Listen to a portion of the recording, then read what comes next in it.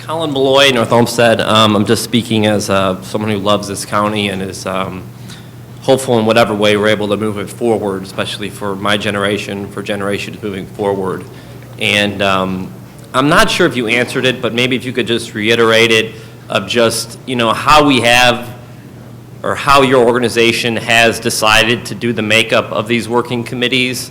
And, there are people, I heard comments on, we want to make sure Republicans and these other entities are included, which I completely agree with. But there are a lot of people who care about this county who are Democrats and who are progressives who do want to be part of this because this county is part of their families, it's part of their jobs, and it's where they're from. So if you could just kind of speak a little bit more on just how they were selected. When I looked on the website of, the number of the organizations that were on there, it didn't seem as representative as this county really is. And I'm just wondering if you could maybe touch base on criteria that was selected for the people that were, placed on that website. And thank you again. I really do appreciate the opportunity to speak here. I do want to understand your question, though. When you say the website, are you talking about the chart that we showed earlier? The charter website where you have the working groups listed and you have each of the different people that are the co-chair persons and the co-chair. And, there's individuals from like Key Bank or from the Greater Cleveland Partnership or, some people from the county. Were they just selected from the executive committee and kind of how were they selected? I mean, that process has just been, just for me, a little bit confusing, and I was wondering if you can maybe give a little bit of clarification of just from like January till today, kind of how that process took place of, how in all respect, like you were selected or, or any of the people up here, who was the one who reached out and, was it Mr. McCafferty from the county? I've seen this flow chart, but as a resident, and just purely as a resident here, I really would like to know how that process worked and just making sure, all of us are included, not just, Republicans, but also Democrats who care a lot about this county as well. Right. Thank you. Can we have Jim answer that question? Yes, Jim, you want to talk about that?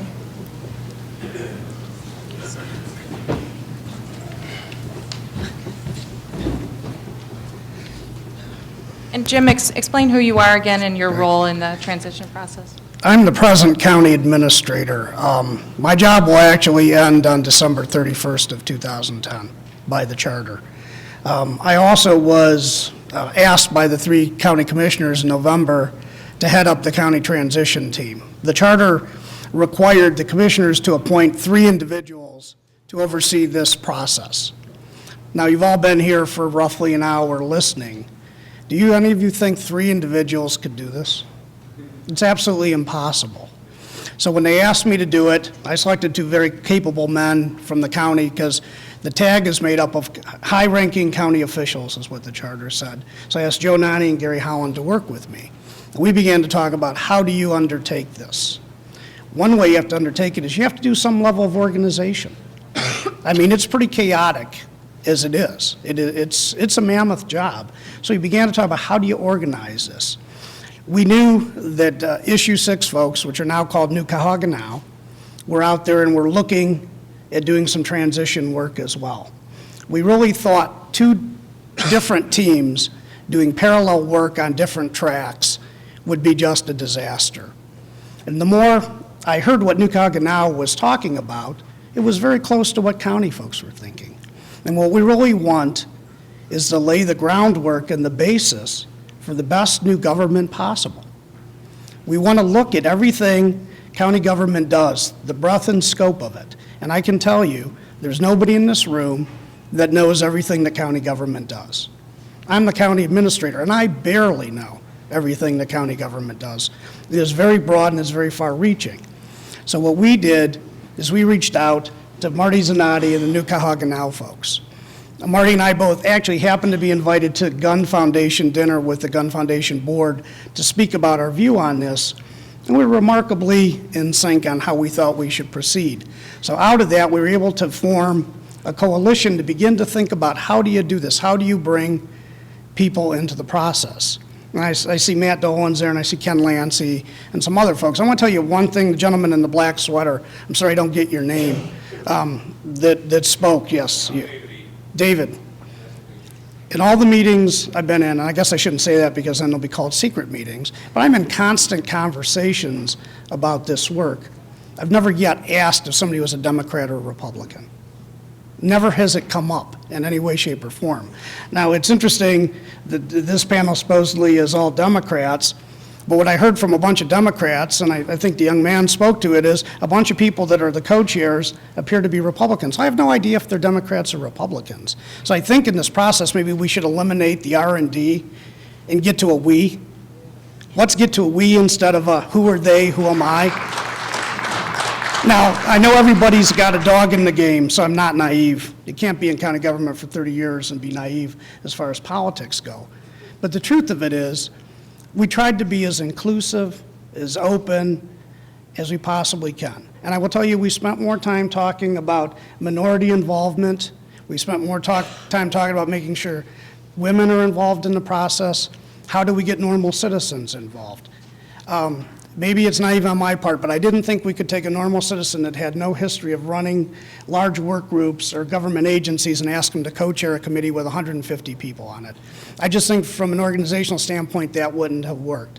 So what we did is we reached out to the individuals that are on the executive committee, attempted to be open to racial issues, issues of male, female. One of our beginning premises was that this would be a public-private partnership, that every committee would be co-chaired by someone from county government and someone from the private sector. And that goes down through the subcommittee. So if you see that, there's a county co-chair, there's also a private co-chair on it. We did reach out to a number of people in the business community. We expected people who come in to chair these to bring resources as well. There was, I think it was Rachel that talked about trying to get the work pro bono. You need to know that we're asking corporations in Cleveland to donate money to this process. We're asking the foundations to donate money to this process, so we're not using just taxpayer dollars to pay for some of the work that has to be done. When we call your mayor in Broadview Heights, I believe that's where you live, we're going to ask him or her to donate your council space. We're not going to ask to be charged to use that council space. The county has put over $7 million aside for transition. Understand $3.8 million of that is to pay for the election in September. It is a special election, and we may very well be the only thing on the ballot, which I think could be a good thing because this is new and it's so important and it requires that. On the other hand, there's nobody to share the cost of that election with, so it falls to county government, and the price tag is $3.8 million. The money we have left will be to look for a chambers for the new council to meet in. If you've ever been down to a commissioners meeting, and Rachel has, so maybe she could be my citizen journalist, the commissioners' chambers are wholly unacceptable for an 11-member council to meet in. It just physically is impossible. So what we're working on doing already is scoping out a place for the council to meet. We're going to have to make renovations. We just have to do some of those things. Someone suggested, why don't you take the council on the road for the first year? Absolutely logistically impossible. The other thing is, I think we would be doing those 11 individuals an extreme disservice not to give them a home base to work from in that first year when the work will be so incredibly tough for them and for the executive. So those are the things. How did we get to pick the co-chairs? Again, one of the co-chairs we agreed would be a county employee, a fairly high-ranking county employee. We then began to look at people that had expertise in the different areas. In finance, I think it's Mr. Fearon, who may be from, I think, Sandy Cutler Eaton Corporation. In human resources, we found someone from Key Bank, but someone who runs a large human resources committee. That doesn't mean that we don't want normal citizens on the committee. We're not welcoming people in. But part of the beginning of this is an organizational exercise in how do you mobilize people, how do you organize people so you can have feedback and you can make it work. We have a wonderful public engagement committee. If this would have been done in a way that makes sense, they'd have met for 3 months before the rest of us ever got together and would have given us better guidelines. But as you heard Randy talk about the timeline is too compressed. It's hard, and we've made some mistakes. I'm sorry, we have, not intentionally, we're not trying to hide anything from anybody, we're not trying to do this in secret, but it's really hard to organize this massive of a process in such a short period of time and get it going. I think the young man, and I think he's still over there, talked about citizen journalists is a great idea. I assume you're a blogger? I hope you're not one that whacks me every week. But I mean, I think those are great ideas. And what we're trying to struggle with is the transparency piece, the accountability piece, the making sure information is out there. My other job, though, is to get the damn job done. I somehow, in a short period of time, and I feel direct responsibility, whether it's Mr. Lancey or Mr. Dolan or Mr. someone or Miss someone that I don't know gets elected, I feel a lot of responsibility to hand them something. In fact, we have to hand them some legislation on January 1st of 2011 so the new government can operate. I mean, it's going to be a little bit of time by the time the new council can meet, so we're going to have to give them some omnibus legislation that gets them going. I mean, there are nuts and bolts things that we have to do. We're also attempting through this to do the bigger picture look at everything the county does. Once in a lifetime opportunity. Why not do everything you can? Look at everything we do. Let's see what we do well, what we do okay, and what we don't do too well, and make the okay and the not too well better. But the reason we picked these co-chairs was they had some experience working in large processes. They had content knowledge in the area they're in, and we thought that they would be good at helping to organize a pretty large process. Nothing more than that, actually. Nothing more sinister than that or more hidden than that. But that was, Marty, I think that was really the thought process, and that there would be public-private input in this all the way along. And the people keep asking about, is everybody going to be involved? We're going to try our best. But some people who signed up may not get on a work group. You may be on a feedback group. We're going to ask each of these work groups to have regular public meetings like this to provide feedback. We might ask you to be on a feedback committee. It may be impossible to get 400 people on a couple committees and subcommittees as a work person, but certainly your report back, you're hearing what's going on will be very important, and that's something the public engagement group is working on. And to the young man that asked the question, I don't know where you went. I don't know. I hope I answered how those people were picked well enough. I'm on a soapbox. I'm not a politician, actually, by the way, even though I probably sound like one.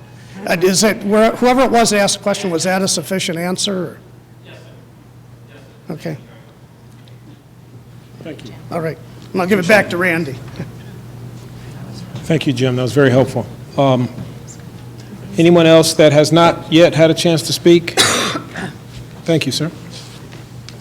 Hi, my name's Sean Watterson. I live in Cleveland. The question I've got, when I signed up as volunteer, we've got the list of the different committees. Mm-hmm. There wasn't a whole lot more detail about specifically what tasks those committees are going to be given. Has the Transition Advisory Group given each of the work groups specific tasks that they have to complete? Or is it a situation, and if they have, can that be communicated? If they haven't, is it something where each of these committees needs to define their charter in the way that you guys have? If that's the case, have they been given a deadline? Do we know when we're going to get that information about each of the individual work groups? Thanks. I guess I'm back. What we did is came up with some base charges for each work group.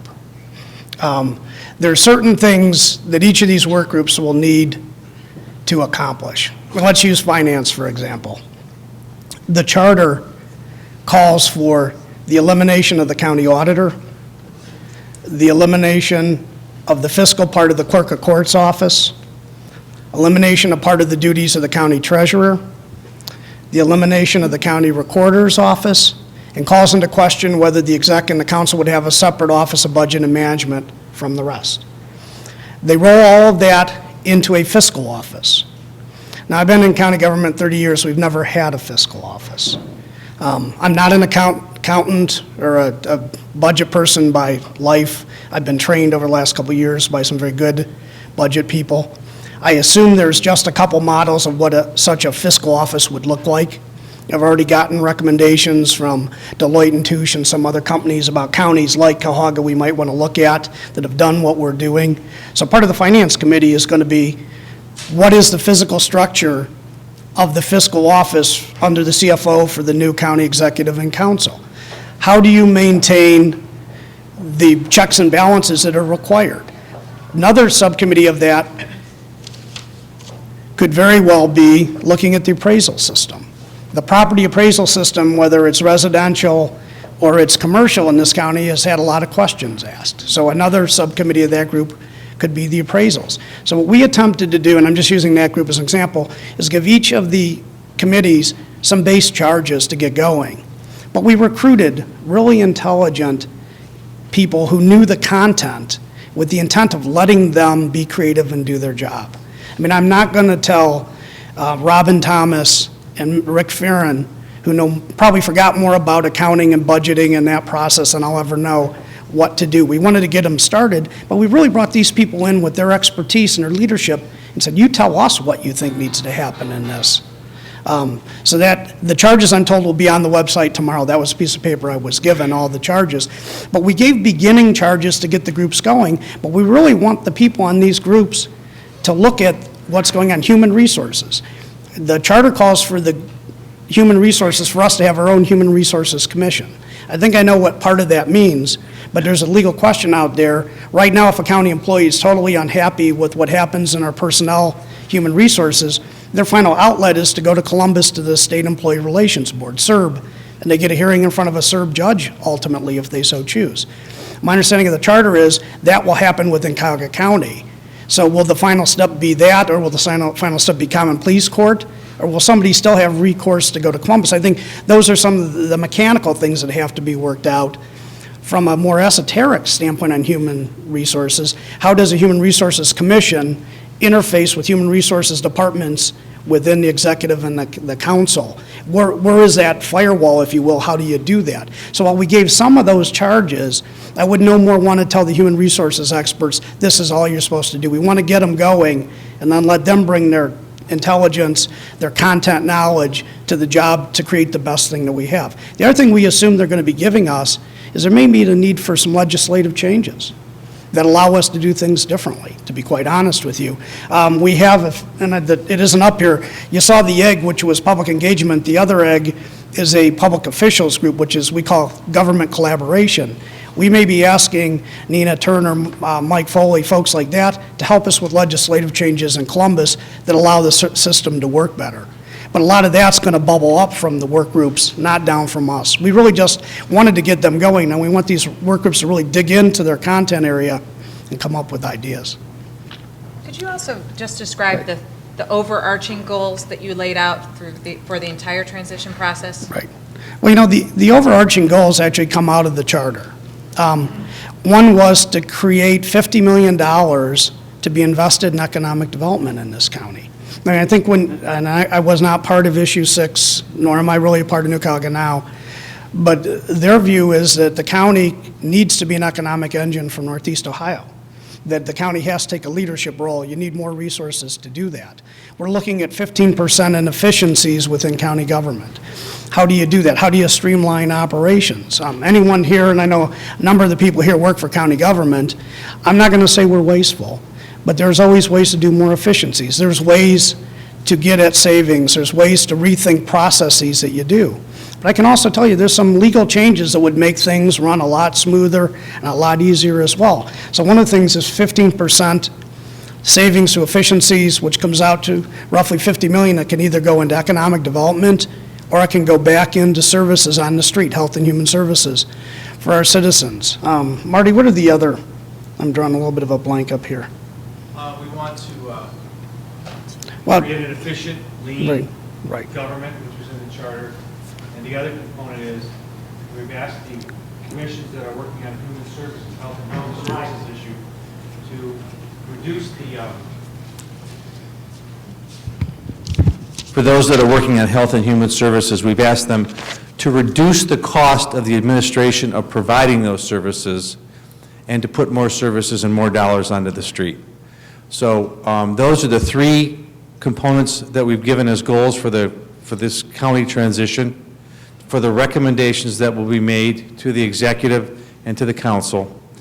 And we've asked each committee that when you go forward, keep those 3 goals in mind as what should be guiding your work. And if I just have to have 1 minute to address one other thing. I want to take you back to before November 3rd, to what issue 6 was all about and what made many of you in this room, I assume, vote for issue 6. You were fed up and you were tired of the government. You felt the government wasn't responsive to your needs, and we presented to you an idea that the county government could have a different purpose.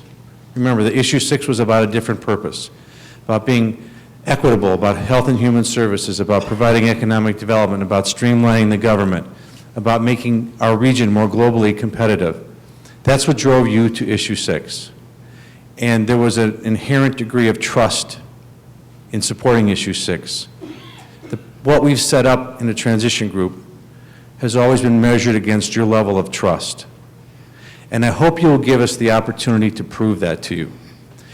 There are no elected officials serving on any of the committees, except for the Government Collaboration Committee, and that's because their charge is to provide ways for county government and the cities to work together. That was intentional. It's a public-private partnership because we feel we have a contract with you, the voters, to issue on the deliver the issues of issue 6. Now, have we stumbled? Sure, we did. We stumbled big time last week because we weren't quite prepared to properly address the question of openness, only from the standpoint of, yes, the process, you said on November 3rd you wanted it open, it's going to be open. The meetings will be open. They'll be posted. A great amount of time has been spent on that. What we were grappling with is there's over 1,000 people. And if you say open, is every time one of those 1,100 or 1,200 people meet, how does that work into the process? So we answered the question incorrectly. We did a bad job, and I did the worst job. I topped Jim in a bad answer. But don't let one bad answer cause you to distrust the process, please. Remember what got us here. We're the people that brought this reform here. We have a trust and a contract with you, and we're not going to let you down. But just be open-minded and open-hearted. Help us, support us, but give us a chance to succeed. But it is going to work, and you're going to be proud of what we turn over to the executive and the council on November. We promise you that. The other thing I would ask each of you that is in this process and working is you're going to have an opportunity to learn a lot more about county government than you know now. And you talk about the present government probably fell short in a million areas. But one of the areas we've really fallen short in is people don't know what county government does. They know what city government does. They know they pick up the garbage, there's police, there's fire, they know their kids go to school. But county government's kind of more amorphous. Most people probably don't know we have nationally recognized programs here in health and human services, whether it's family to family in the child welfare system. We go into neighborhoods and keep kids in their own home instead of removing them. It's a system of care where we go in and provide mental health services to kids in their own home. Invest in children, nationally recognized, dealing with kids from 0 to 5 to give them a better start in life. To the fact that we have the second highest bond rating you can have as a county. We have the second highest bond rating in the state of Ohio, which is not anybody in county government. Somebody was asking checks and balances. That's done by outside auditing companies, Fitch's, Standard & Poor's, Moody's. They've given us the second highest rating you can have, AA, AA+, which means we are fiscally stable. One of my challenges this year will be to make sure when I hand over the keys to the government, if you will, that it's still a fiscally stable government to whoever takes over, that our bond rating is where it was when I took over, that those processes are still in place, those good services are there. Keep what's good, enhance what's good, fix what's bad is really kind of the message. That's the other message for this year is what are better ideas? And even if we do something good, there can be better ways to do it. We should be open to that. And my commitment is we're going to be open to that. But that's what this year is about, is to really look at those things and say, is there a better way to do what we do? I guess, I'll try and get off the dais this time. No, it's great that you're here to answer these questions.